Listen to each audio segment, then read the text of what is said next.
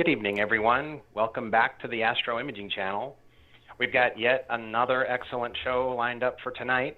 Steve Zigler is here to talk about the April 2024 eclipse.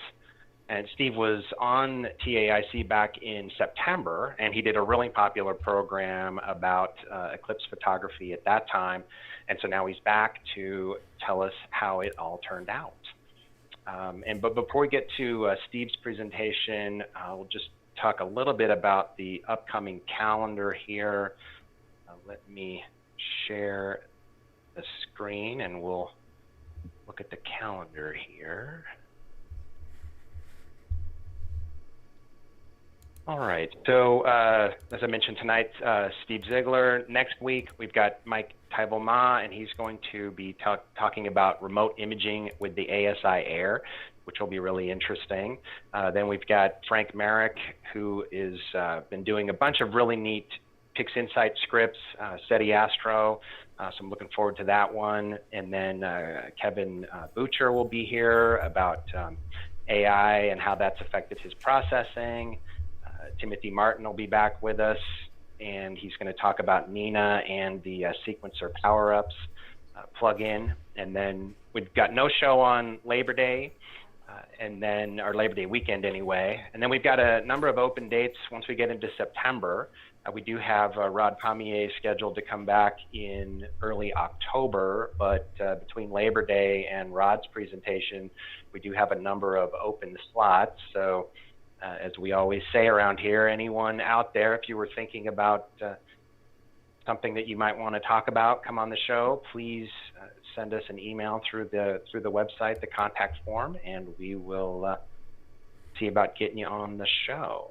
So let me stop this share. So, next week's guest, Mike Tybel-Ma, is here with us tonight. And Mike, can you tell us just a little bit about your show for next week, what you're going to be talking about?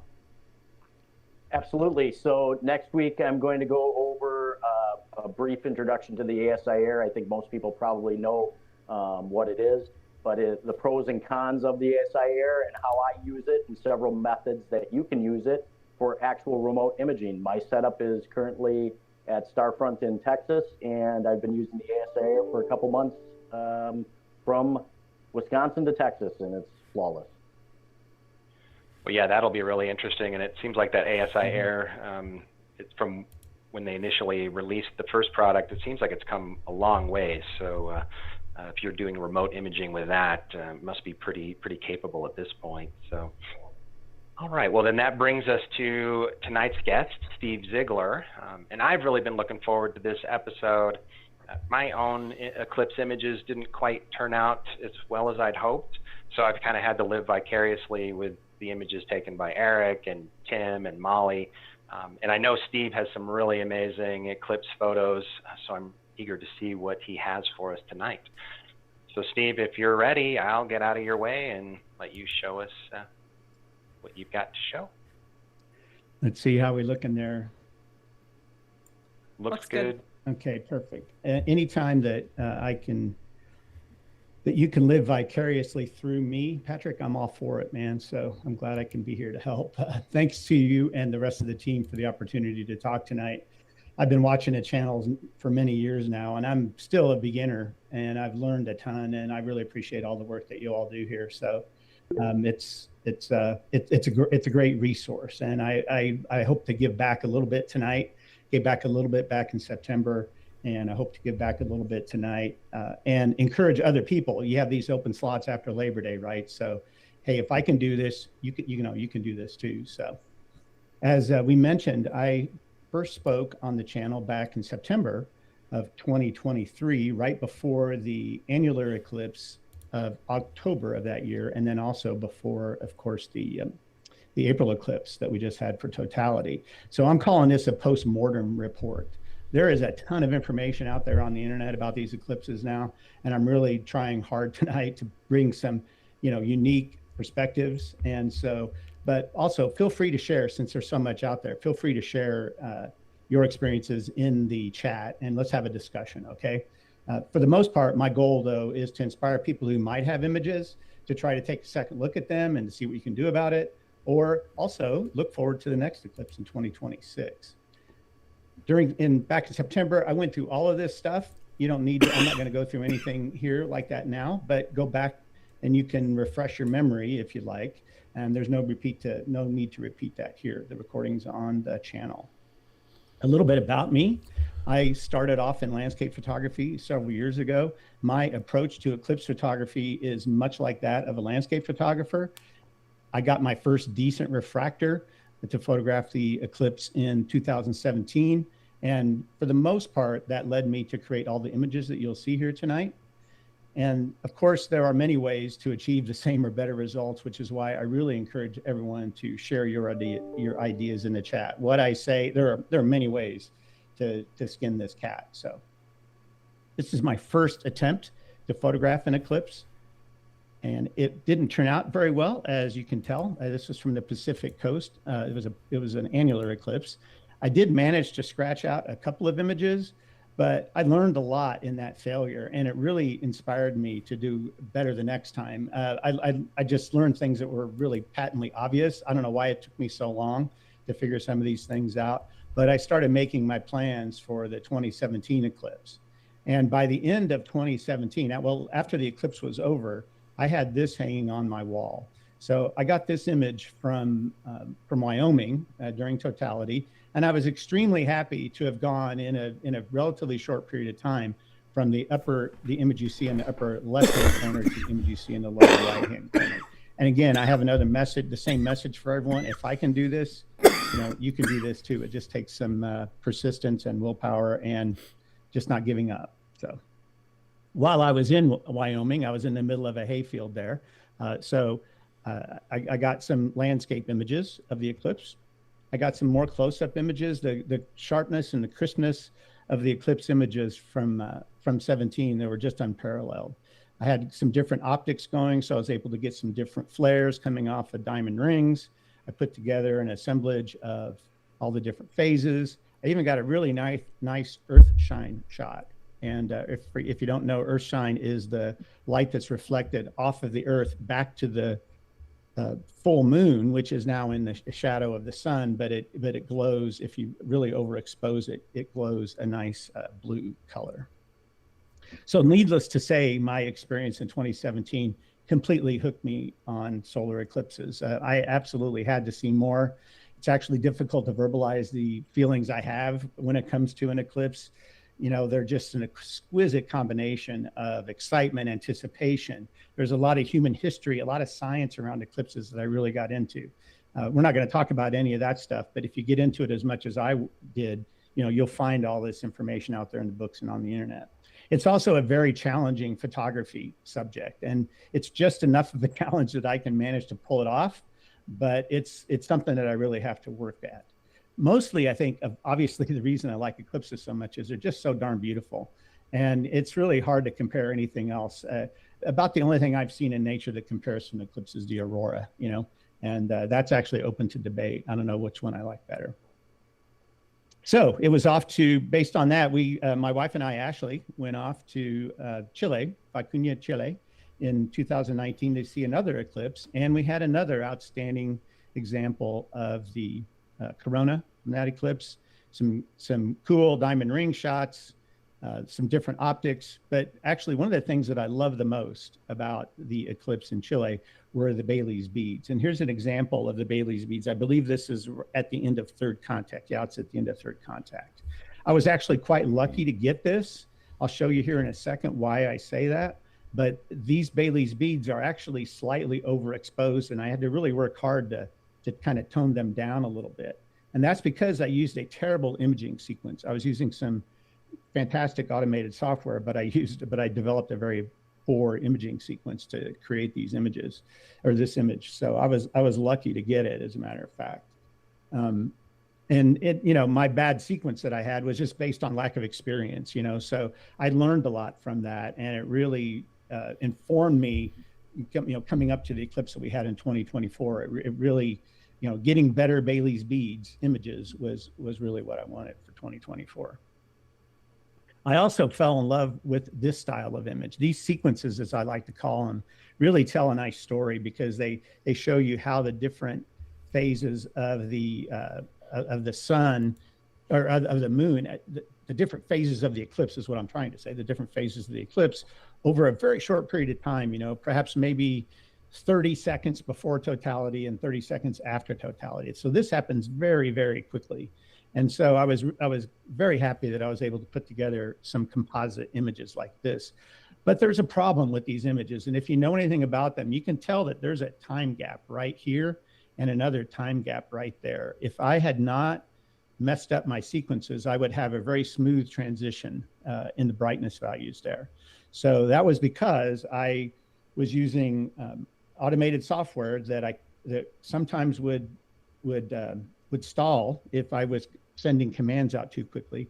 And then more importantly, I was using a memory card that would choke and I couldn't overload the buffer writing to the memory card.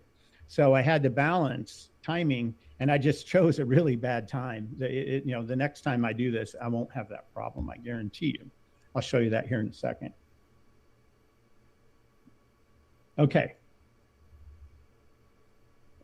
Let's jump to the annular eclipse on October 14th, 2023. I wanted to go to Northwest New Mexico because in 2014, I had photographed the shiprock formation there. And so as I was looking for places along the path of totality, I thought, well, what about shiprock? And so I was there in 2014. I decided to go back in early 2023. I started planning my trip. It turns out that shiprock is right there is where that picture was taken in 2014.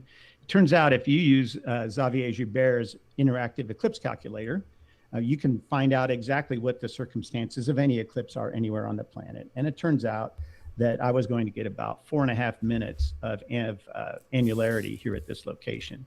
So, but what exactly does it look like? Well, I made a simulation to visualize what the sun would look like over the shiprock formation. And you can tell that C1, or first contact, occurred at about 9:11 that morning, and then the final contact, C4, around noon, and then in the middle around 10:30 was when we had maximum annularity. This is what it looks like with my photograph overlaid on it. So I thought this was kind of cool. I think that I got a pretty good idea what this eclipse sequence is going to look like over shiprock.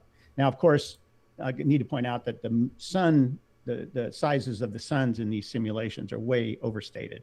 You'll see what I mean when I get to the real images here in a second. I had two very simple goals. I wanted to take a close-up time-lapse sequence, bracketing maximum annularity, so I could just see the little crescents on one side go into the ring, and then the crescents on the other side. And then I wanted that wide-angle composite that I was talking about that showed the entire eclipse from beginning to end with shiprock in the foreground. So on the morning of the eclipse, the weather looked really good. As you can tell in this photo, conditions were perfect. Temperature was cool. The skies were clear. I couldn't help but think back in October, man, I sure hope this is what I see in April of 2024. I was accompanied, or I was part of a trip by Navajo tour guides, and I have to give a great shout out to them to get us there. It's actually illegal to go to shiprock without Navajo tour guides. I didn't know that when I was there in 2024, but I gave them a nice tip when I was done with the eclipse, and all was forgiven. So I got that going for me. Here's what it looked like at the very beginning when we first arrived on the location, and I did a quick look through the augmented reality of my Sun Surveyor app, and just one last final check. I was pretty sure I was in good shape, but I knew I had come to the right place for the annular eclipse based on that. So here's what my gear looked like when it was set up. You can see my two cameras here. I had two Nikon Z7 IIs, one with a medium to long lens, and then another one with a long-range telephoto lens.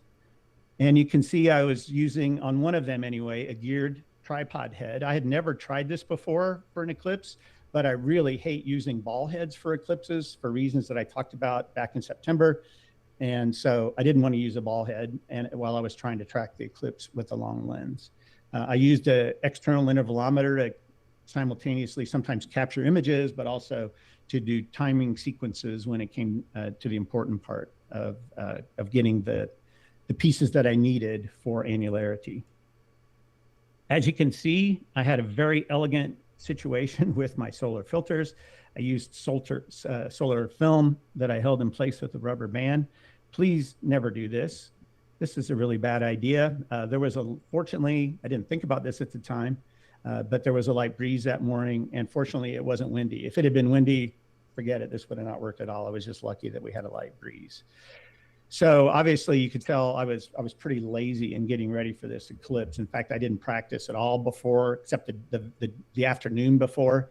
So since I had such good results back in 17, I thought, I know what I'm doing. I don't need to practice this stuff. Well, I got by with the skin on my teeth on this one.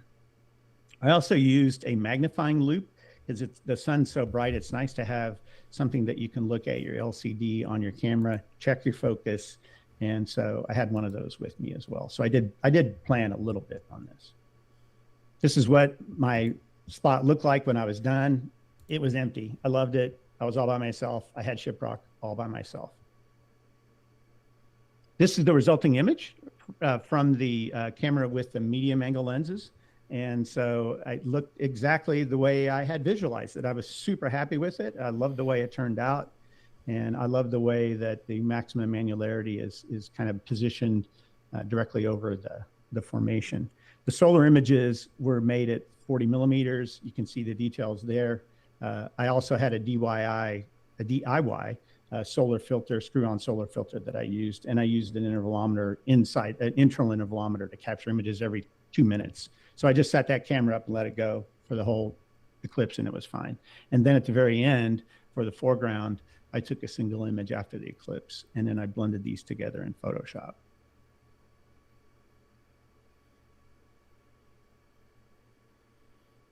These are a couple of shots from the long focal length that I used, and they're kind of cool. I picked the ones right when the moon was about to completely be immersed by the ring of the sun. And it's kind of like I hope it comes across on YouTube, because you can see just little spaces that are almost like Bailey's beads for an annular eclipse. And it was pretty cool, I thought. So these are both single images. There are the details. And of course I used my solar film with the rubber band. I had that external intervalometer going at 1 frame a second for a brief period of time before C2 and after C3. And based on that, I was able to put together this sequence that shows all the different phases. This is exactly what I wanted to get when I was back in 2012, when I photographed my first annular eclipse, but this was the image that I envisioned here. So if I have images like this at 1 frame per second, I can make a time lapse. So I have prepared a video that we're going to hopefully play here. So if you could cue video number 1, Terry. Yep, all done. Rolling the video. Okay, thanks.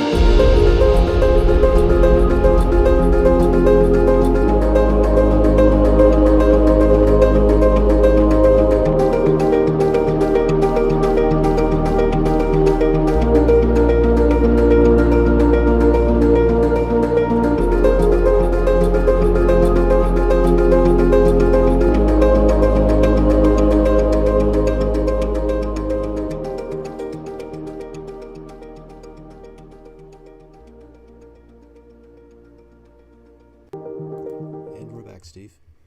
Okay, great. Thank you very much, Terry. So I hope you enjoyed that video. As you can tell, I like to kind of dress it up a little bit at the beginning and at the end. And but let's just face it, nothing tells a story like a video does. Okay, so this was sort of a practice for my 2024 experience where I wanted to get a video of totality.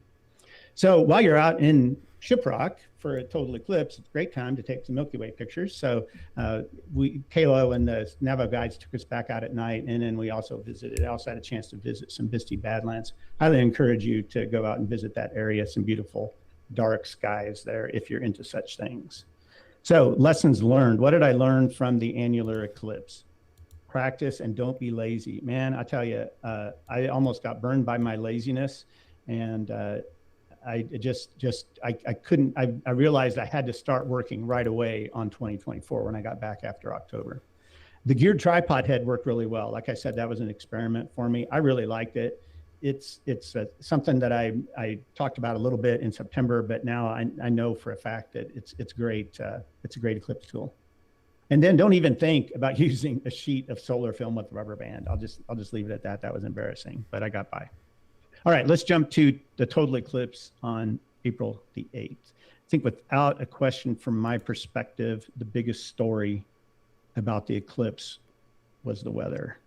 For me, I can't tell you how many hours I spent planning around the weather, where to go, when to get there, how much to pay for it, when to cancel it.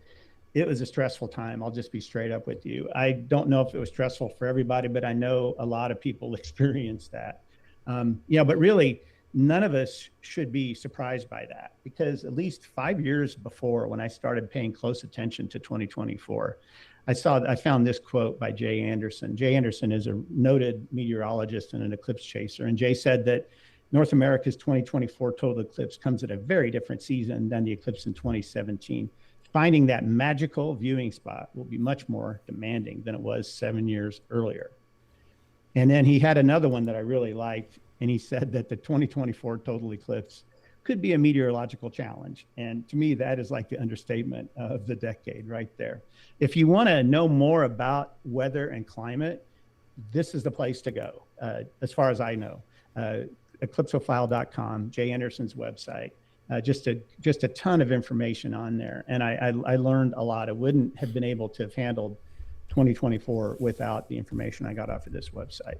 Another extremely valuable resource that if you don't know about it is called the Solar Eclipse Mailing List. And on this, right, you can see that there are 531 members on there. People like Jay Anderson are on there, Fred Espinak's on there, just all these gurus of solar eclipses. And so there's just a wealth of information going on there. Michael Zigler is also on there, amazing guy. And so, it's a really good mailing list if you want to get involved in that. So based on Jay Anderson's website and the mailing list, this is what I learned about weather. First of all, it starts with historic data. Then we get down to weather models, and then regional and local forecasts, finally satellite imagery. And the closer you get to eclipse day, the more you go from the upper left to the lower right. So I want to go through each one of these four things as I looked at them coming into the eclipse, and hopefully it'll help all of us for the next time we see one. So here's the historic median cloud cover for totality. This is right off of Jay Anderson's website for April the 8th, 2024. Just to be very clear, red is bad and blue is good. Based on that, I picked 3 locations where I thought I would go. One in Southwest Texas, one in Central Arkansas, and another in Southern Illinois and Southern Indiana. And as many times as I looked at this map, every time I said, why in the heck would I bother with this area? No way. We'll talk more about that here in a second. But first, let's get into some weather models. So I'm not a meteorologist by any means, but I wanted to share just a little bit that I learned about weather models, and then you can pick it up and learn it on your own. First of all, I hope this is coming across okay. Hopefully it's not too small, but you can see this is a screenshot from the website, Pivotal Weather, great resource. I made this, I did this screenshot on March the 27th, and it was a prediction for April the 8th. So you can see the path of totality. April the 8th, around about 1800 hours UTC. That's roughly about the time of totality in most places. And so on March the 27th, the weather model, CMCE, I won't go into what that stands for, but the CMCE weather model was predicting this cloud cover. So this is a range of cloud cover. In this case, the blues are backwards. So in this case, blue is bad and white is good. And on March 27th, honestly, nothing looked that great, did it? So you run the model again. They run the models. You don't run the model, but you go capture the image from the model runs that they make. And I did it again, and this is what I saw on March the 30th. So this is the same time, same prediction for April the 8th at 1800 UTC, but I did this one on March the 30th. Texas is looking really bad here. You know, that's all that blue down there in Texas. Whereas the upper Northwest, which wasn't supposed to be any good, remember? That was actually looking pretty good. So let's just keep monitoring these model runs. And on April the 2nd, this is what it looked like for 6 days later. You could tell Texas still looks pretty bad. Excuse me. The Northeast looks pretty good. And the Central Plains, kind of, you know, so you keep going. On April the 5th, in the middle here, now you can see that things are starting to clear out a little bit. So remember, this is still for April the 8th. It's just now that this is the model that was run on April the 5th. So we're 3 days out. So Texas still looks bad. Illinois and Indiana look pretty good. Maine still looks good. At one point, Ashley and I had planned on going to Rochester, New York. I'm glad we didn't. That now looks bad according to this forecast. So now finally, when it comes to April the 6th, the Central Plains, Illinois is looking really fantastic at this point. So on April the 6th, we made a decision. We're going to go to Terre Haute, Indiana. So let's look at what Terre Haute was going to be doing. The local forecast on April the 6th for 2 days later in Terre Haute still looked really darn good. And in the next slide, I'm going to show you a video animation of the satellite, of the geo satellite. And you're going to see the moon's shadow go across the Earth over a ridge of clouds that runs all the way from South Central United States all the way up almost to the Northeast. So I'm just prepping it so that you don't miss it. It's going to repeat a couple of times. I just think it's really cool to see these satellite images of the Earth's, of the moon's shadow going across the Earth. So you can see it going from the lower left to the upper right, and it's going right along that ridge of clouds. And it's like, you know, it had to be, you know, it was almost like this was some kind of conspiracy eclipse, you know, because the weather was just perfectly aligned to be cloudy, but not quite clouded out at so many places along the path of totality. Okay, so that's enough about 2024. But now remember all this when it comes to 2026. And just because here's what it looks like going over Iceland and northern Spain. Pivotal weather works in Europe too, you know? And so I think this model run doesn't quite go out all the way to 2026, but you can see that the tools are there for us when it comes to 2 years from now. So how accurate were the forecasts? So I went and looked up pictures from all the way along where the places where at least where I had thought about going. This is Chalk Bluff Resort. Molly had turned me on to this place after my Airbnb got canceled in Uvalde. And so I had a reservation here. Well, you can see it was pretty cloudy at the moment of totality. We had talked about going to Rochester. This is what Niagara Falls looked like. Not good. Mazatlan was supposed to be a slam dunk for the eclipse based on the historical weather or historical conditions. You can tell even they had clouds. And then Vermont looked pretty darn good, you know? And so this is what we had in Terre Haute. And so not quite as good as Vermont, but based on what I saw, you know, a couple days earlier, it looked like they should be about the same, and Terre Haute was a lot closer. So this whole historic mean cloud cover thing, that was the place to go right there, Maine. If you were smart enough or lucky enough to get up to Maine, you saw a perfect eclipse, weather conditioned. So our journey, we're headed towards Terre Haute. We sacrificed, I'll tell you some of the particulars behind Terre Haute here in a minute, but we sacrificed a little bit of totality. I'll describe why in a minute. Here we are on our way. This is actually me in the upper right-hand corner. Since this eclipse was drivable, man, I brought everything but the kitchen sink. I did manage to bring my espresso machine though. So over here on the lower left, you can tell I brought my espresso machine. So no eclipse chasing scheme is complete without espresso. So we arrived in Terre Haute at my sister's house and her family. They were gracious enough to put us up. So we arrived late on the 5th, got there about midnight. I said, you know, sky's clear. I'm doing a polar alignment. So I was up for a couple of hours getting the mounts all aligned. And then come eclipse day, this is what they look like. So I had a really, I'll tell you why why a nighttime polar alignment was important to me here in a minute. but I had a good nighttime polar alignment, and this is what everything looked like. I've got the obligatory eclipse team pictures. This is the morning of the eclipse in the upper left-hand corner. And then my eclipse team, although it really wasn't much of a team, I just told them to get out of my way for the most part. My imaging strategy started off with these resources. I described these back in September. This book by Alan Dyer is a really fantastic book. It's dated for 2023 and 2024, but it'll work for any eclipse. It was a great resource for me, and I highly recommend it. Also, the eclipse book by Gordon Telepin has some fantastic information about imaging, but also some great citizen science things that are really, really cool. A lot of YouTube stuff out there that came around after I was done in September, but before the eclipse in October. So Alan and Gordon both had some YouTube videos. Nico Carver had a really nice set of YouTube videos about getting ready to image the eclipse. The Kalamazoo Astronomical Society had some great speakers. They even had Jay Anderson. And then, of course, we have our own TAIC team giving some talks about processing. So a lot of information out there. I described my imaging strategy back during this talk, and I talked it here. I'm going to just go through a couple of real quick slides from that talk. I mentioned back then that there were 5 stages to an eclipse. There's the partial phases pre-C2, the partial phases post-C3. There's a continuum that lasts about 30 seconds prior to totality right before C3, or right before C2. Another one right after C3. And then finally we have totality in the middle. That's about 4 minutes. That means I call this the beautiful continuum from about 30 seconds before totality to about 30 seconds after totality.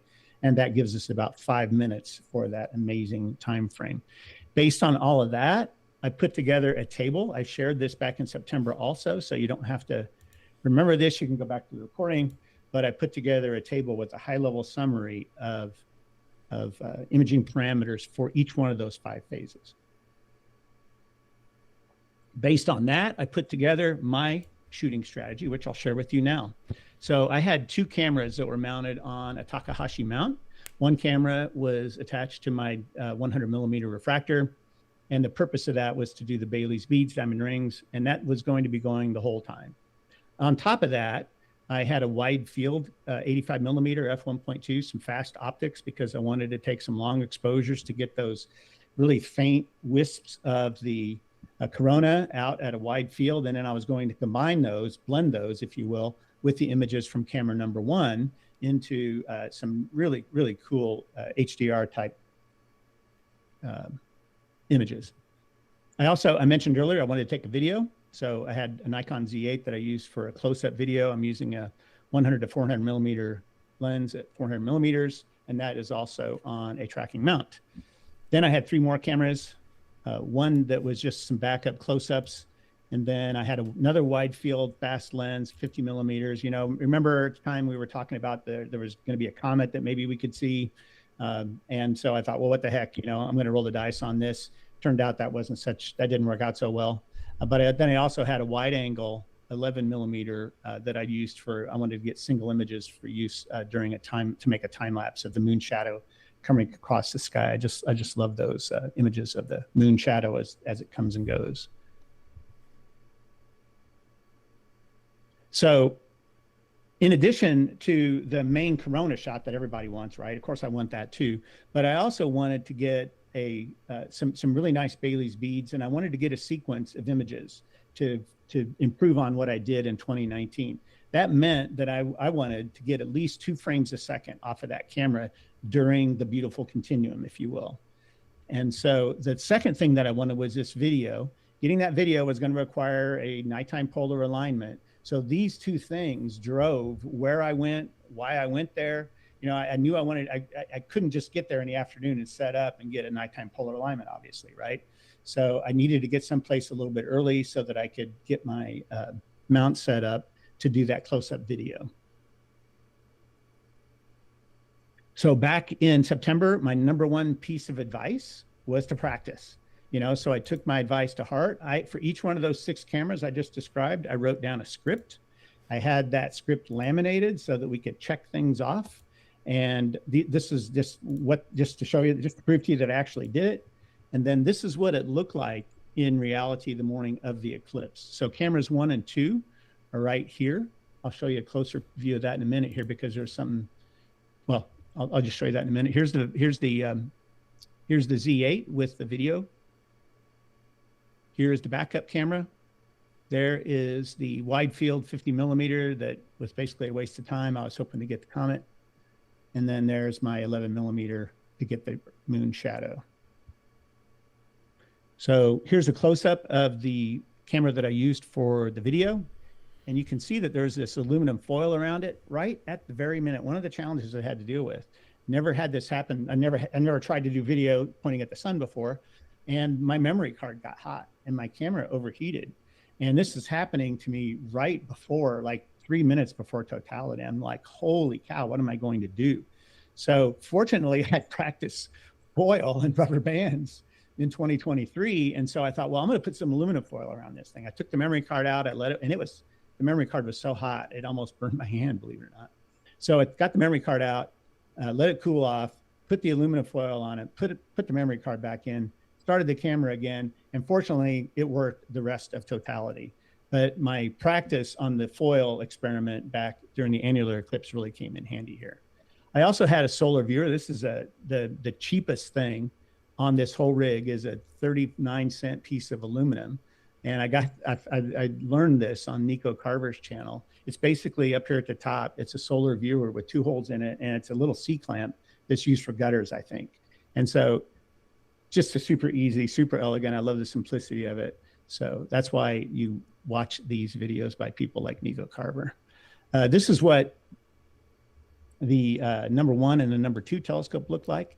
I mentioned earlier that I had piggybacked the second camera on top, and that's kind of what it all looked like there.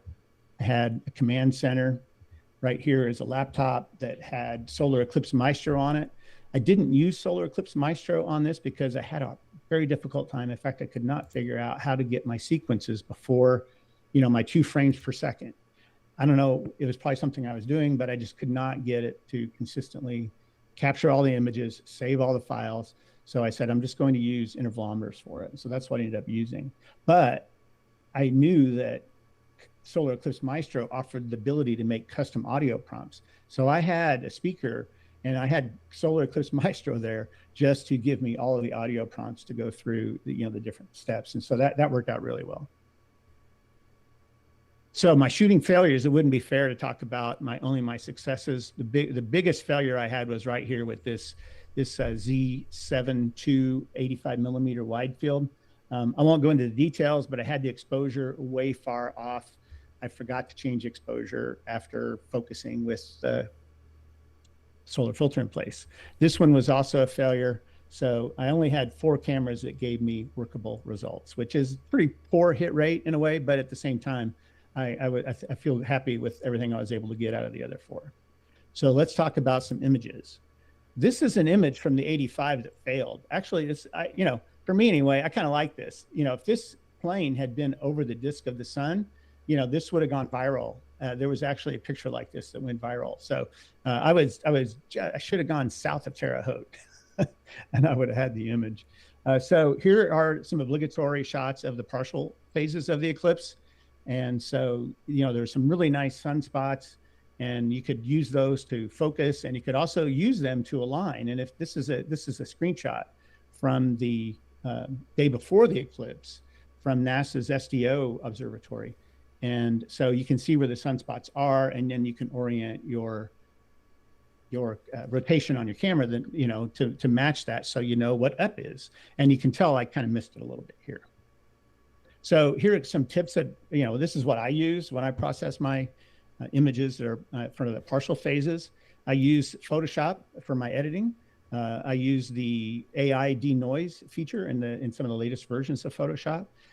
I find that it works really well, but like any other AI tool, you have to be careful with it. Make sure you're not getting results that don't make any sense.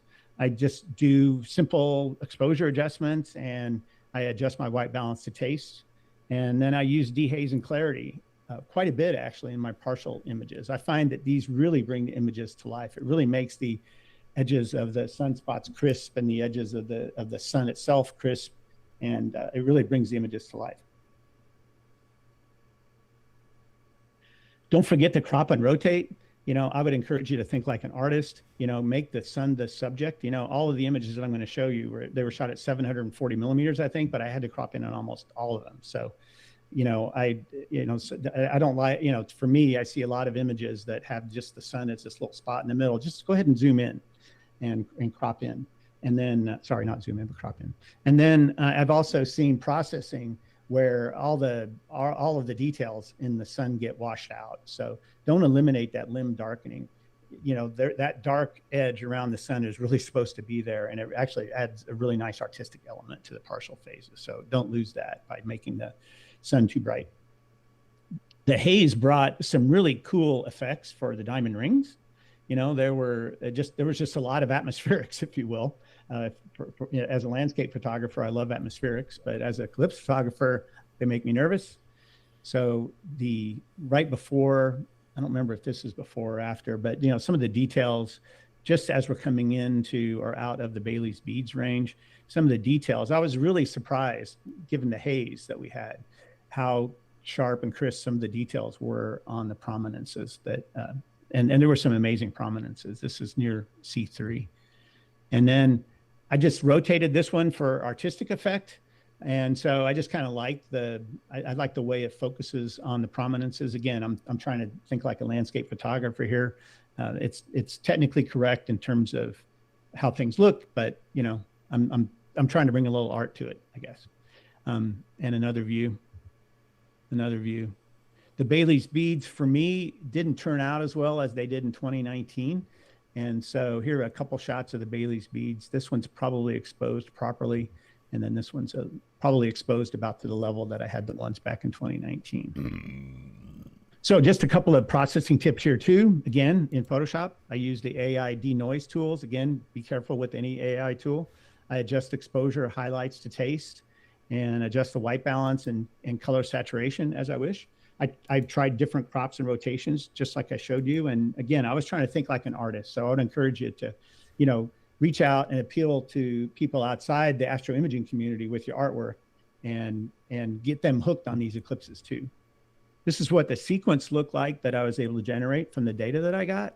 And so this is just kind of a zoomed in version of the sequence from right before C2 to totality. And then when you put it together with the other side of totality, you can come up with a sequence like this. And this was, like I said, this is one of the goals that I had. So I was super happy with the way this came out. And then while you have them, you can make more sequences. And this is just where you can let your creativity go to town on you. And of course, none of these images are original compositions. I've seen so many images on YouTube, on Instagram and places, and it's hard to separate what I've seen someone else do versus what I've thought of doing on my own. But I'm sure I saw a version of this somewhere, as I did this one too as well. I really love this one. I love the atmospherics here, and it's just to me it's just beautiful. So I was really happy with the way those came out, and so the haze wasn't so bad after all. Here are some processing tips from myself again. So I use the same adjustments that I mentioned before in the previous slides, but now with these sequences, you're going to have to be working with multiple images. You're going to have to use layers. You're going to have to use masks. You can experiment with blend modes as well. Those images I showed you utilized all those tools: layers, masks, blend modes. So if you're proficient with those in Photoshop, it's just a matter of getting started with your images. If not, then you can, there's plenty out there in YouTube land on that.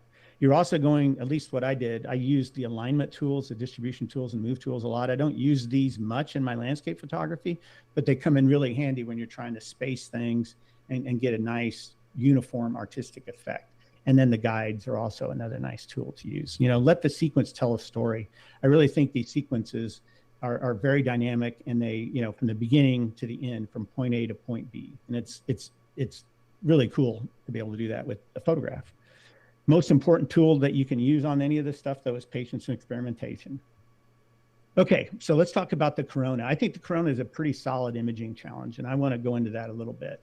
So corona images, we all talk about them as kind of the grand prize of eclipse photography.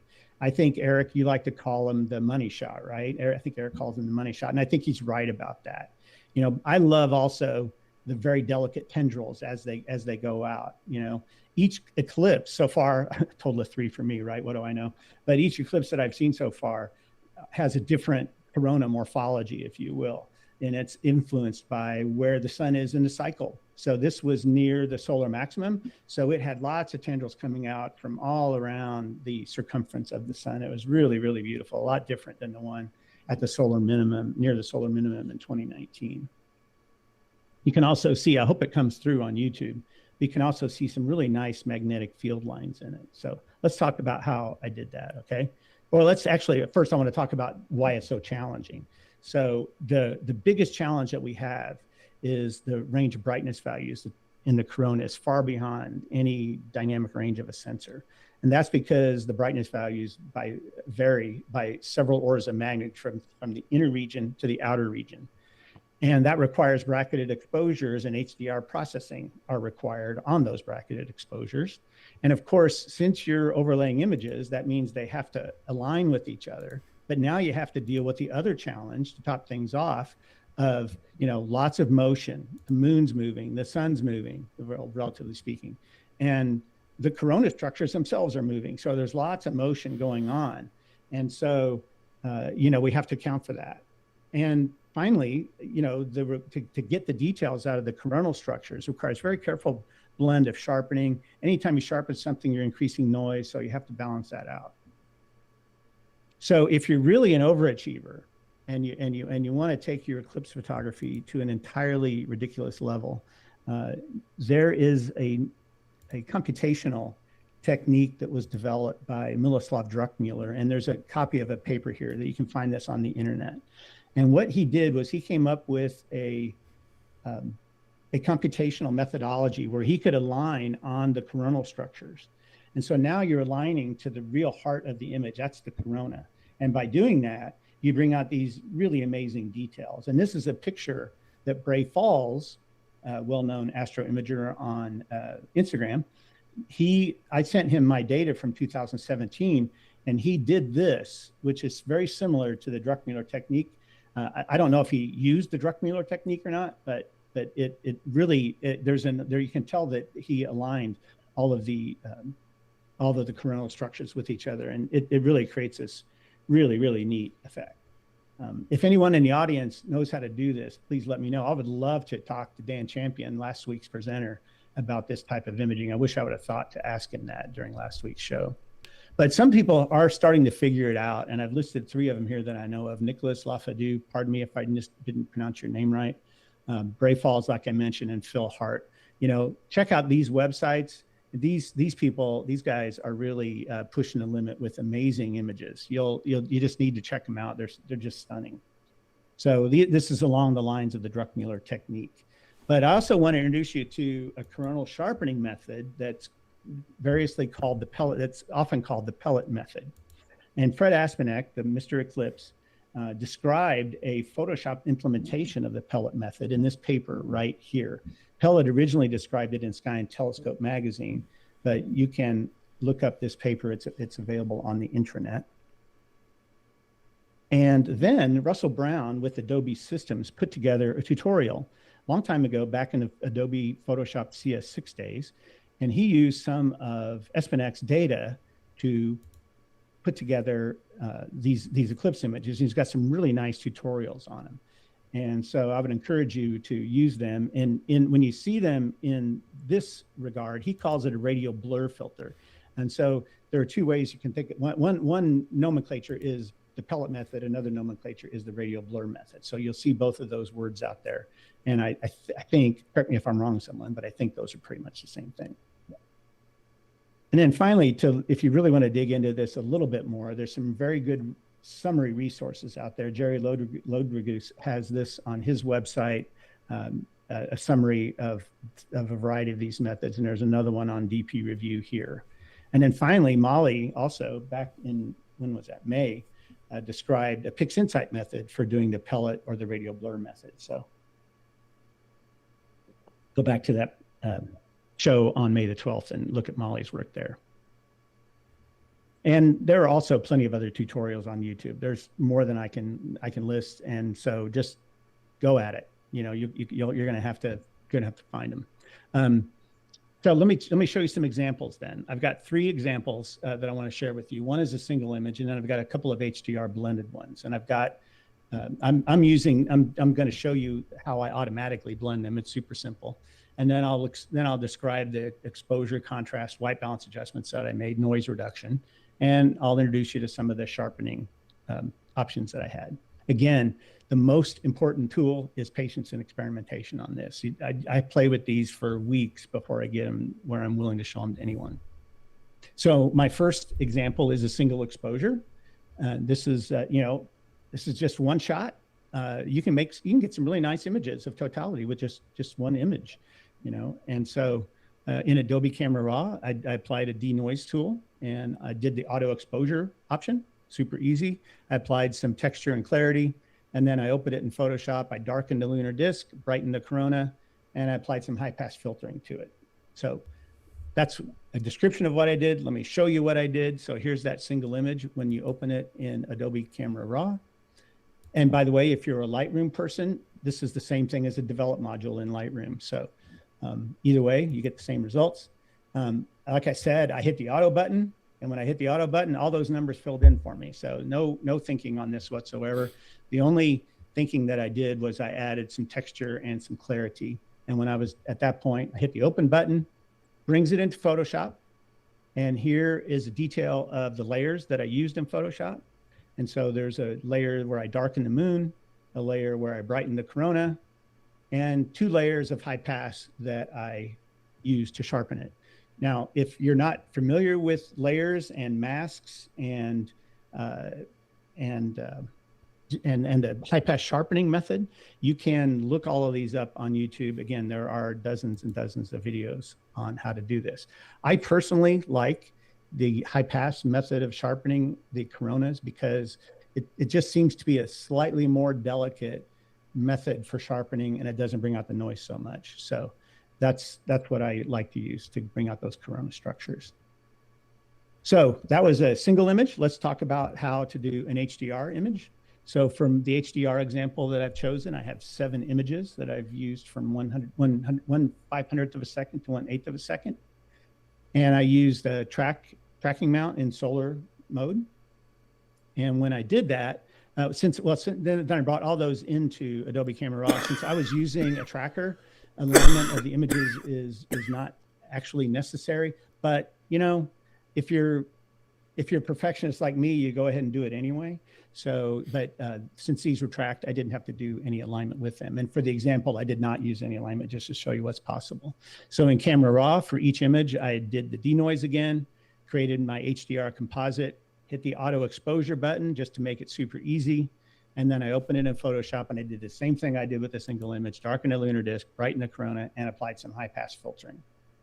All right, so this is what it looked like. On the left-hand side, you can see from top to bottom the 7 images. You have to highlight all of those. And when you do that, you can right click. This window will pop up. You select the merge to HDR, and that will take you to a window that looks like this, where hopefully, if you're lucky, all 7 images will successfully be merged. In my case, remember, I had 7 images. And I click the auto settings here. Then I go to merge. That opens them in Photoshop. And just like before, identical, I used I darkened the lunar disk, brightened the corona, and did some high pass filtering. And that's what I ended up with.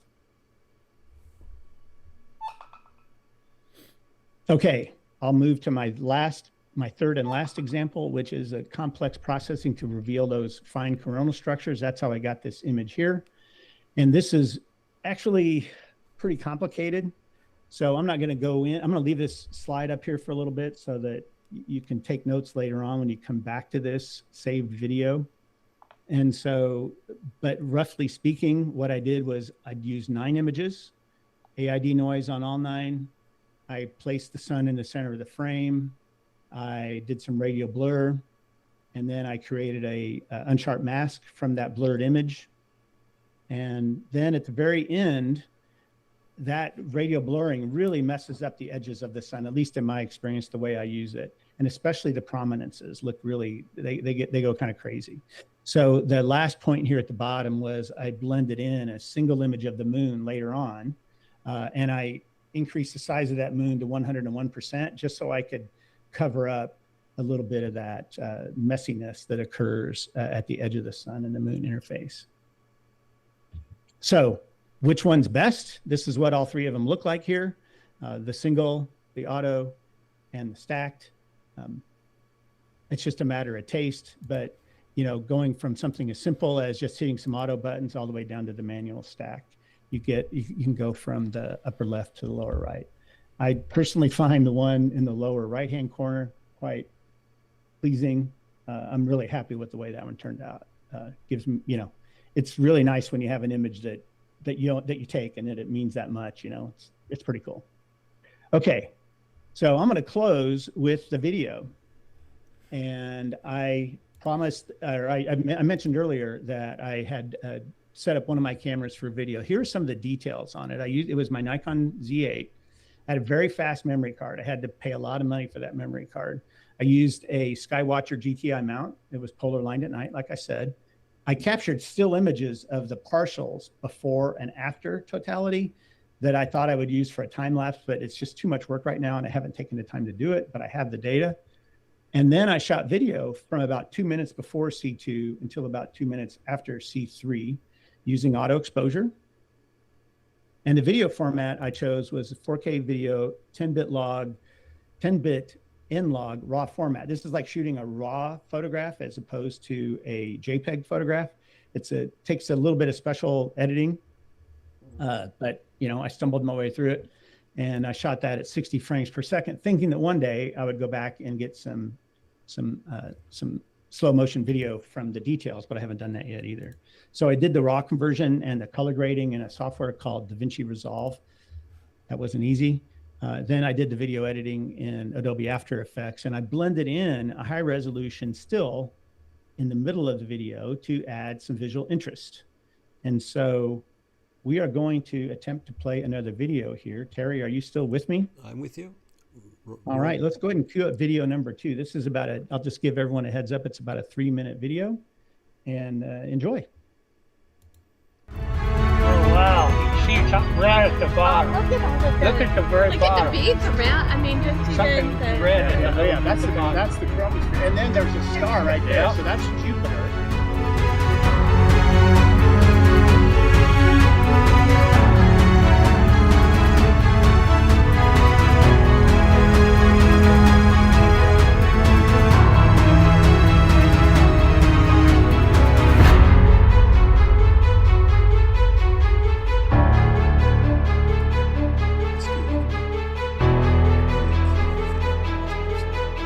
Yeah, that's a good idea. I thought I noticed it. Yeah. So, Replace filters. Replace lens caps. gotta catch the very beginning.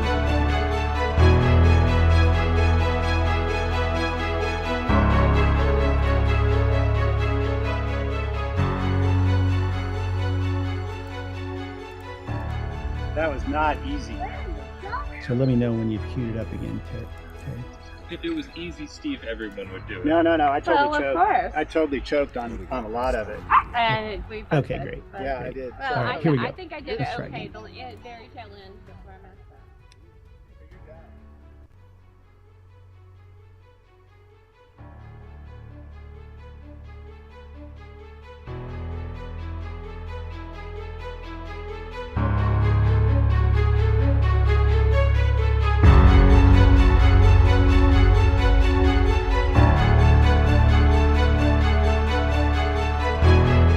Filters off. Filters off. Filters off.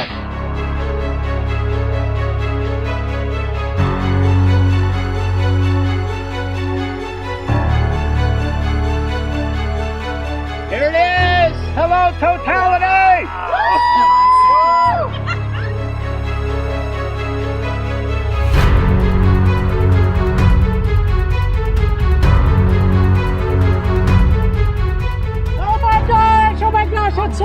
beautiful! eclipse. Oh my god, oh my god, oh my god, oh my god, oh my god!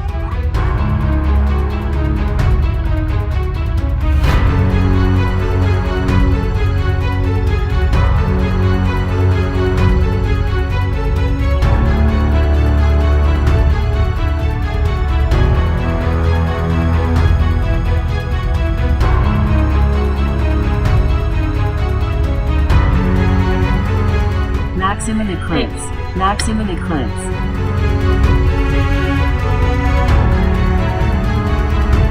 Oh wow, you see something red at the bottom. Look at all the Look at the very Look at bottom. the beads around. I mean, just Something even the. red. Yeah, that's the chromosphere. And then there's a star right there, Yeah. so that's Jupiter.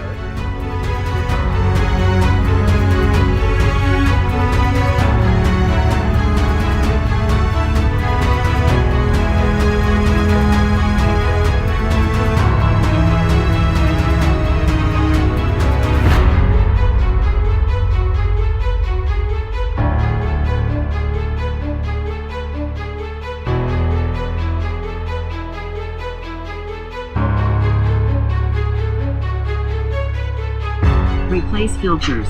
Replace lens caps.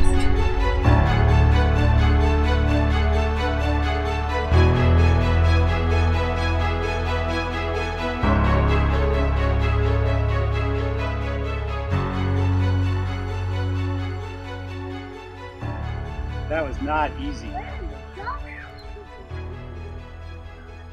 If it was easy, Steve, everyone would do it. No, I totally Well, of choked. course. I totally choked on a lot of it. And we both did. But, Yeah, I did. Well, So, I think I did it okay. The very tail end before I messed up. And we're back, Steve. Okay, great. Thanks, Terry. Terry, thanks so much for making that video work. I was watching it over on my other laptop here, and it looked like it went through just fine. So I hope everyone enjoyed it. And that's it for me. I have very much enjoyed my evening here. Please, here's my contact information. If you have any questions, you can either put them in the chat and we can talk about them, or you can email me here and I'll be more than happy to get back to you. So with that, I'll just end there. Who do I turn it back over to? Turn it back over to me, Steve. So All right, that was great. Thank you. And Did I that stop video at sharing? the end. A couple of comments. I think we were not very far from where you are. I think we were about maybe 40, 50 miles away in Saline, Ohio, and Oh, yeah. had about the same sky conditions. And I don't think we got moon or earth shine either. I saw you didn't know. It was, No, I didn't mention that, but I didn't get it at all. I tried really hard. yeah, I tried, and it just, all I got was just kind of a, Haze. I don't know, an overexposed haze. Yeah. And were your Bailey's beads? How were your Bailey's beads? My Bailey's beads came out great. Did they? Yeah. Yeah, I may have to go back and look at some of my images again because I just didn't like any of the ones that I got for Bailey's beads. But I mean, this was my first time getting them because in 2017, I only had like one frame every 2 or 3 seconds, triggering it from the computer. Trigger my DSLR from the computer. I was able to have a much higher frame rate with the 2600 that I used.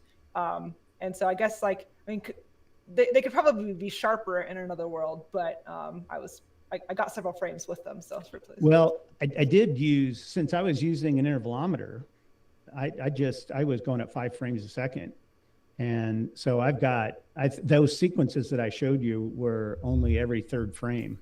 So I could probably go in and with a little bit of processing, pick a slightly better version of the Bailey's beads and bring them out a little bit better. I did have to have I used a variety of exposures and have to have a very much shorter exposure for the Bailey's beads for sure. Well, yeah, exactly. And if you want to do a sequence on top of it, they've got to be the same exposure. So yeah, that was, and then you just got to hope you get the Bailey's beads right, Yeah. I used 2 cameras, but I didn't get the Bailey's beads other than kind of sort of, but nothing like you guys got. I set up one camera on one end of the parking lot with a wide field and just recorded everyone's response to the whole thing, which was a different kind of image than what you shot. And then my son-in-law got the got the wide field shot that you got, you know, with the sun going across. Yeah, I didn't share that time lapse, but you know, I figured I was pushing my luck I had one video embedded in the PowerPoint and then the 2 extra. I thought that's enough. Well, I think maybe if you would have had 2 or 3 more cameras, you would have got more shots. Yeah. Yeah. By the way, I don't know if I mentioned or not, but I rented most of that stuff. So. Oh, nice. Yeah. No, I mean, no way I could. You know. I had every intention of having multiple rigs running, but with PhD stuff, like not push here dummy, but the degree. Yeah, I get it. I ran out of time to do as much rehearsing as I wanted to, so I wound up with just the 1 rig. I was hoping to take video on like my C8 or something, but next time. And sometimes rehearsing kind of backfires on you. So Tim and I both got the solar guider, which in rehearsal worked perfectly. But then as the moon started to cover the sun, it started to guide on a portion of the sun. And should have anticipated that, but we didn't. It didn't really throw it off frame, but you know, it's like, well, what is it doing? So we manually every couple of seconds just stopped, readjusted, and then started up the sequence again, and it went all right. How far in did you get into the partial phases before it became a problem? Well, I was watching it on the screen, and I said, it's not tracking perfectly. So I had my son-in-law help me. I said, we're going to stop, we're going to adjust. 10 seconds later, we're going to be back. And by the time we got to totality, it didn't really make any difference. We were well centered. Right. But all the practice in the world can sometimes mislead you. Also, you mentioned camera raw filters. I think most people don't really get into camera raw filters, but they are really powerful. I love camera raw. That's the only thing I use to process my regular photos. They do things which are kind of magical, which I don't know how they do that. Especially like they can work. It works on JPEGs as well as raw photos, but it's definitely better on raw photos if you have them from, I mean, anything like Astro photos to daytime photos of kids, whatever. All the options there, which is just like the ones in Lightroom. Great way to edit photos. Yeah, you know, and I had really good results personally with the new AI denoise tool in Camera Raw. And I use it a lot in my landscape photography as well, but man, it really was nice with the eclipse images. And I read where some people didn't have such a good luck with it, but for me, it worked well. Do you have to, I know they have a trial Photoshop for AI. Do you have to install that version, or is the current version have the AI? Yeah, the current version has it now. The released version. You can always get to their beta version if you want. They call it the beta version. Yeah. But not now. You can get the denoise tool with the regular version. I tried the beta version, but a lot of filters didn't move over, so I threw that out. Yeah. Went back to the regular version. Yeah, they've had it over. There's several versions into. It's been there for a having while. The denoise tool, yeah. Yeah, I'll have to go back and take a look. It's really solid. And I think they're like content, like they're filled with generative AI. I think that's also like baked in and not an additional thing, right? Yeah. Yeah, the content aware has always been another magical little. Yeah, content aware feels magic, and I think like, they're how do they do that? Even supposed to be even better. Yeah. It's crazy. I didn't see any questions. There was one question like you were in Terre Haute, but yeah, I think Molly answered that. Or I think. Well, I hope the videos came across okay with the sound and everything, because yeah, they did. You know, if I could start over again, man, I would have gone into video a lot earlier. I would have started chasing eclipses a lot earlier, and I would have gotten into video a lot earlier. You know, those are my regrets so far in life, because the videos are so powerful. And man, we got 4 minutes. This is not like DSOs. We got 4 minutes. At that moment, all you're doing is, okay, whatever I decided, that's what I'm going to do. I'm going to not fiddle with this thing in the middle of the eclipse. And I'm going to watch the eclipse, by the way. Yep. Totally, you have to watch it, yeah. You don't want to miss actually watching the eclipse where you're staring at a darn computer. Every one of my scripts that I made for every camera, there was a point in the middle that said, "Watch the eclipse, stupid." Watch the eclipse. Yeah, I've been pleased to have all 3 of my eclipses be totally scripted and run from beginning to end. With me, I only had to intervene one time, and that was in 2017 when my tablet overheated during the partial phase, but I was able to recover.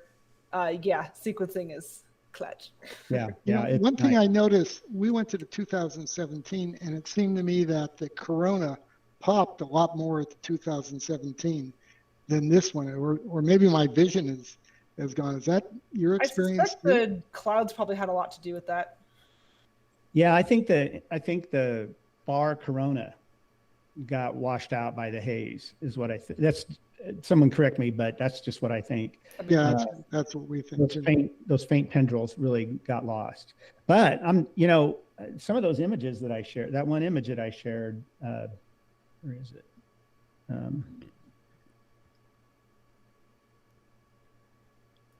Let me see. That one. Yeah, that one. Mean, that goes about as far out as mine did. So. Yeah. I was really surprised it went out that far. I didn't think it was going to actually, it turned out a lot better than I thought it was going. Yeah. That's about, mine's not quite as bright, but the detail is about the same. You brighten yours a little bit more towards the.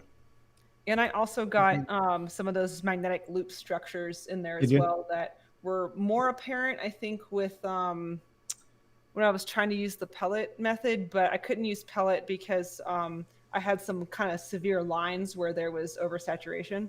So I wound up using the Larson Seconina instead. But yeah, I also got some of those magnetic loop structures that I had to convince myself were not artifacts, probably. Yeah, I think I've seen enough of them around that I'm pretty sure they're there. So. Yeah, did you notice any? So you said you didn't use the pellet method. Not for 2024. For 19 and 17, I did, and I got great results from pellet for those 2 eclipses. Yeah. Yeah. Yeah, I ended up being really happy. In fact, I didn't process this image until it got to be like 2 weeks before the show here, and I thought I got to come up with something for the corona, But all my corona images suck, is what I thought, and then. As I got into this and beat it up, I liked the way it turned out. Well, that HDR method, the HDR method that you showed, I also use that as well, along with some high pass filtering and a few other adjustments of kind of the outer area. So, yeah, it was the money shot. I'm not unhappy with what happened. Yeah, no. Could it have been more perfect? I could have gone to Texas like Tim did.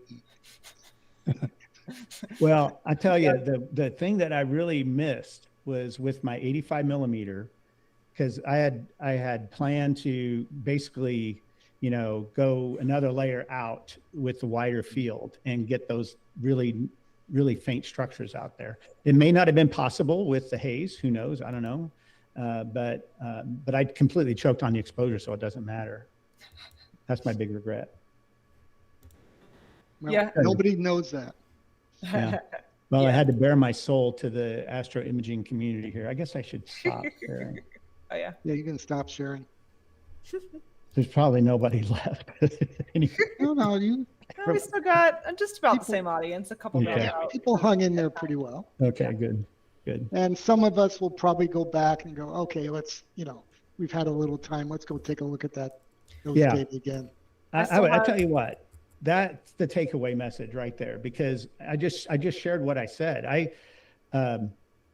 didn't go back and look at some of my data until 2 weeks before this show, just because I had this show, and so go back and look at your data. And I think you might be really surprised how good it is. I still have quite a lot that I haven't processed yet. Like I haven't even made my partial phase totality, partial phase image yet. I just haven't had time. Yeah. Now you used your an ASI camera, right? Yeah, I used a ZWO 2600. Okay. And did you take calibration frames with it? No, not for. I don't for any kind of solar system imaging because it's not long enough exposure for darks, and I was using my Takahashi, so no need for flats either. Okay. Yeah, and that worked really nicely. and yeah, I still have a lot to process. But I did get my, like, I have one like yours with the sequence of Bailey's beads that I was pretty pleased about. And yeah, my totality Corona shot. But yeah, I still got some like composites I was planning on making, but I haven't made yet, and I'll get to it eventually. Yeah. Yeah, the data's there. You just got to take the time and do it. And what I would suggest, Molly, is you give another talk here on the channel, and that'll force you to get it done. Perfect. Yeah. There you go. So are you going to Egypt or wherever? I'm going to Spain first. Yeah, I've got plans. I've got a place to go in Spain. Oh, wow. And we tagged up a couple months ago. We got reservations. I haven't. You got an extra spot? I'll tag along. What's that? You got an extra spot? No, I'm sorry, I couldn't hear you. You got an extra spot for me? Oh no, you know what? I bet you there are. I can't. I wish I could remember the name of the. Well, anyway, I wish. If later on, Molly, I'll let you know. I can't remember. I owe you one because you turned me on to Chalk Bluff. Actually, you remember that? Fair, yeah. Yeah. So I had my Airbnb canceled in Uvalde, and it was right during the show almost in September, and they figured out that they weren't charging enough for totality. Yeah. And then Egypt sometime for sure, 2027. And then there's one in Australia, I think, after that. And that'll get me to my 20-minute goal. Oh, yeah, that's right. Yeah. Yeah, Australia should be a great one. I mean, supposedly, I don't know, 100% clear skies. Yeah. The only problem is you got to go to Australia. Yeah, it's a waste. Then you got to travel. Or you just stay in Sydney and do it, but you'll have better chances of clear skies if you travel north. Yeah. Into the hinterlands. If you're going to go all that way, man, finish the job, Yeah. Seriously. Yeah, go for it. Maybe Terry can lead an expedition. Terry, you're muted. You want to turn on your mic? You can join us here. No, I'm here. That's right.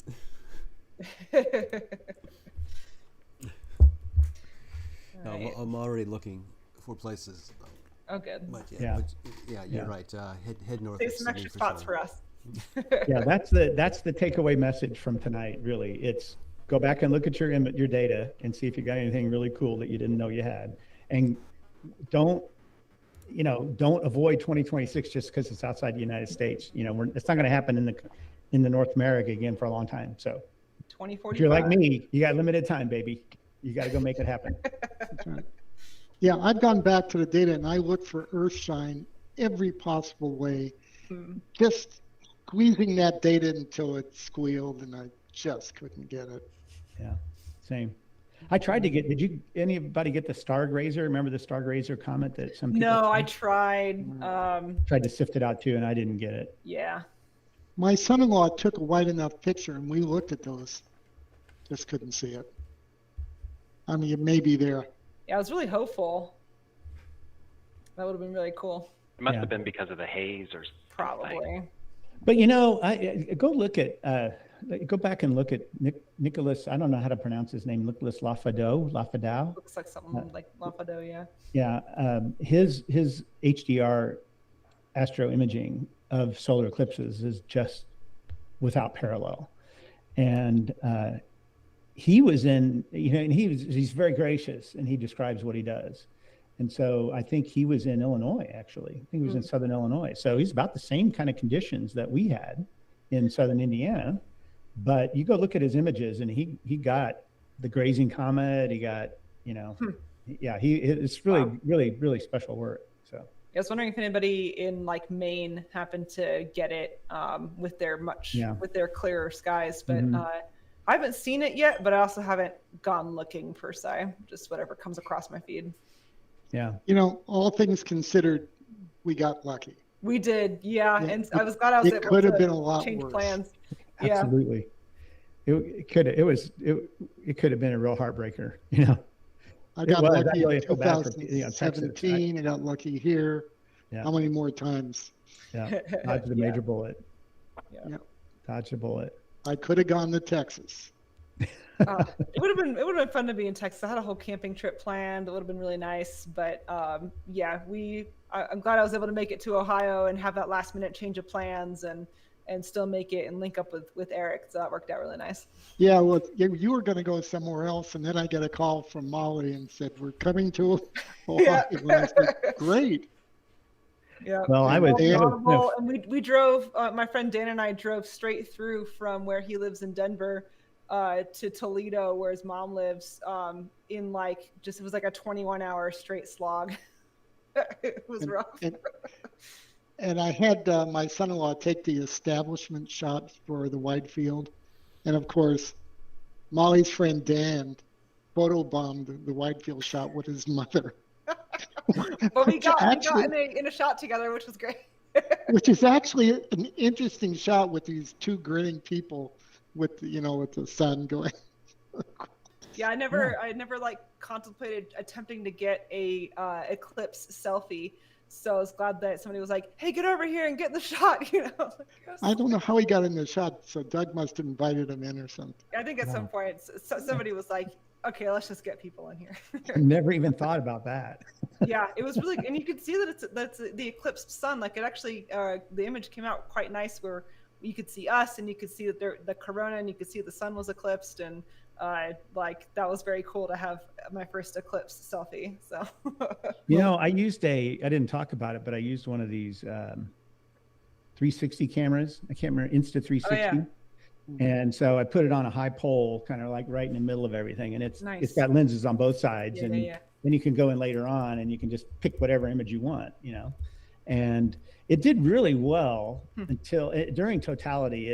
I had it on auto exposure. It just couldn't handle the darkness. It just went completely pitch black. Yeah, I tried to do that with like a 18 millimeter camera lens in 2017, and because I wanted to get one of those shots where it shows like the phases and stuff like that, but didn't quite plan that out properly. And yeah, I just got really dark and came back. Yeah. Yeah. Oh, well. Listen, Doug, my son-in-law has those shots. If you'd want to, I can have him send them to you. You can make your own version. I know I got, maybe was it his or yeah? I know I got images of us taking pictures together. Shoot, I can't remember who from now. It might have been mine. I don't know. But the other thing is, having people in the picture. It used to be one of my rules for travel and photography. If you're not in the picture, you're not there. Pixar, it didn't happen. Yeah, I mean, you don't need a picture of the whatever mountain. If you're in the picture, then you were there. Yeah. I was looking at a comment from Norm Hughes. Norm, don't wait 21 years to see your next eclipse, man. Yeah. And it does come right through your town, so I wouldn't avoid it, but I would go see another one before then. Yeah, I'm not worried about 21 years from now. Yeah. And then Tarek said something about, I'll be a international expert by the time the 2045 one comes through. There you go. You got it. And Tarek said he didn't image it. He just saw it, but he couldn't image it. Well, that's great, because that's what you're supposed to do, is just watch it. Yeah. You have to be crazy to give up watching it to take pictures of it. Yeah, I mean, that's the lesson. When everyone that was down there in that group, I said, you got to watch it no matter what else you're doing. Yeah. It was funny too, because I had two sets of binoculars. Each one of them had solar filters on them, obviously.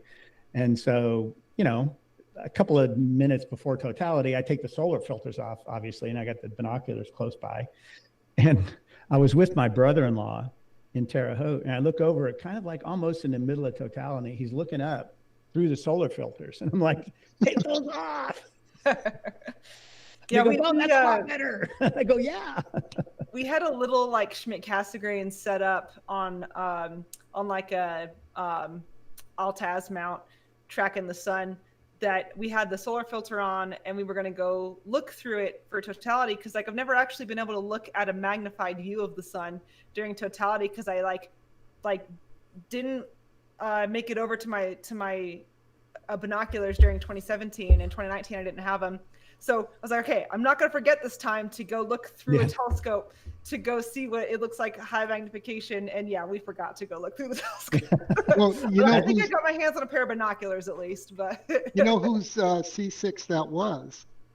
That was my first go-to telescope back in 2000. Oh, 15. I meant the one that Dan and I had. Dan and I had one set up as well. But yeah, that's right. You also had one set up. Well, I didn't have it set up, but I gave it to Mitch, and Mitch gave it to his daughter, and that was the go-to alt-az scope that everyone was looking through. Oh yeah. So that's had quite a life. Yeah, I think if you only gave me one optic to take with me to an eclipse, it would be binoculars. I really love. I've had them on all 3 eclipses, and I love staring at them. I had to get 2 pair this year just because I was gonna one for me and no one else, and y'all can share the other one. But then you have to, however steady and however magnified your binoculars are, you've got to hold it steady. Yeah, you're taking seconds away from those 4 minutes. Yeah, I brought my 45 by 70 Oberworks to 2017, but I didn't bring enough tripods for everything, and I had my phone set up on one of the tripods for calling out instructions and taking video and stuff. So I didn't get the binoculars set up. So I was kind of disappointed that I didn't do that because that would have been nice to look through it with those Oberworks, but. Yeah, they're too big to take overseas, I think, so they'll just have to wait. So Molly, did you use Solar Eclipse Maestro? No. I've done all my own sequencing. I did backyard Nikon for my first 2 eclipses with my Nikon DSLRs, and then for the 2600, I did a sequence in Nina that I've posted online and worked beautifully. Nice. Yeah, cool. I use the Eclipse Orchestrator, and I think Tim used, the Mac program, and it worked fine. In the end, there were some exposures could have been different, but how do you know? Did you used Orchestrator on this eclipse? Yeah. Yeah. I could have been a little faster exposures for Bailey's beads and for the diamond ring. How close? Yeah. How far apart were your exposures during that time? Do you remember? Oh, I don't know. It's been months. I'll have to go back and look at the sequence. One of the nice things with using Nina was there's a plugin called Lucky Imaging where you can do video mode imaging, and so for my still frames it was like 1 frame every 2 seconds, but with the Lucky Imaging module where I had to choose 1 exposure time, so I just did that for the closing Bailey's beads, but I was able to take 2 or 3 frames per second, full frame on an APS-C, 2 or 3 frames per second. Using the Lucky Imaging plugin, and that actually, I would have used it at the beginning and the end, but I was uncertain if it was going to work correctly, despite the practice. So I just did it at the end just in case, and yeah, it worked perfectly. Nice. So excellent. I was next time that's a winner. Yeah, nice. Yeah, I struggled a lot with. I love Solar Eclipse Maestro. I can't say enough about it, and but I wanted to get like 2 frames a second for 30 seconds.